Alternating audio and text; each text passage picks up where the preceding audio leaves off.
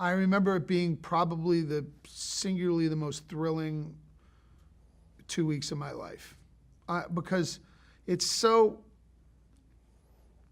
hard to explain to people when everything aligns in the way that the Shield did, where you have an incredible piece of material, when you have an amazing ensemble around you, everything, the sets, everything was right. Everything was right, and you knew it. And I was at a place in my life where I appreciated it too. I had been through a lot up to that point. I had some success and some failures. I had had scares. I had had all different kinds of life experience that led me to this time. So I appreciated it thoroughly. And it was just a great headspace to be in on the onset of that show. And these people that the late great Scott Brazil, who was the executive producer of The Shield, they put him with Sean because Sean had never executive produced a show before. And Sean was an auteur and a great writer, but he didn't know about the nuts and bolts and mechanics of running a show. So they put an Emmy Award-winning, wonderful guy, Scott Brazil, with him.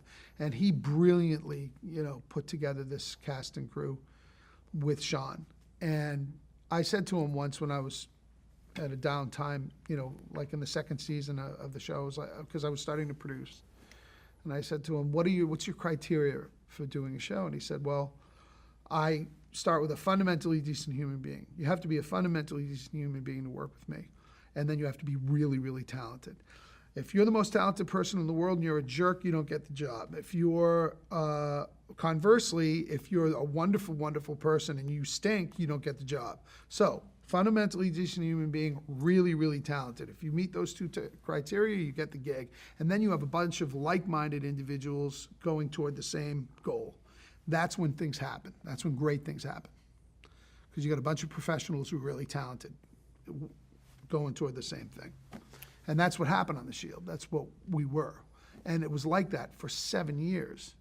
And people know at this point, they know, because it's so many years after the show's been over, we still speak so highly of each other because it really was that gig. It was.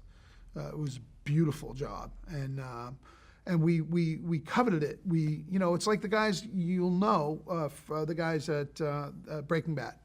They loved each other. They had respect for each other. It's reflected in the work. You see it on the screen. It's palpable. And it was that way from front to back. And I know what that's like because you don't want the bar to drop. You never want to be the guy to drop the ball yourself. And everybody's sort of there to catch each other and hold each other up. And it was that way from the first day to the last day.